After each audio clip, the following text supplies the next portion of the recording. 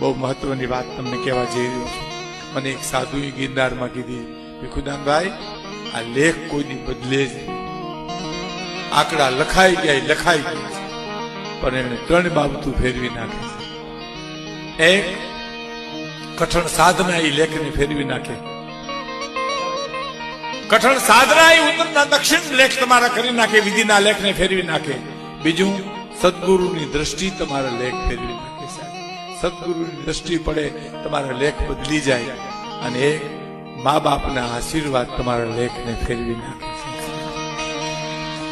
મા અને બાપ એમ કે બેટા તારું સારું થાય છે તો ન થવાનું હોય તો થાય. સાહેબ મને સાધુએ આંસુ સાથે વાત કરી હતી કે કઠણ સાધના નહીં કરી શકીએ ભીખુદાનભાઈ, યુગમાં સદગુરુ મળવા મુશ્કેલ છે.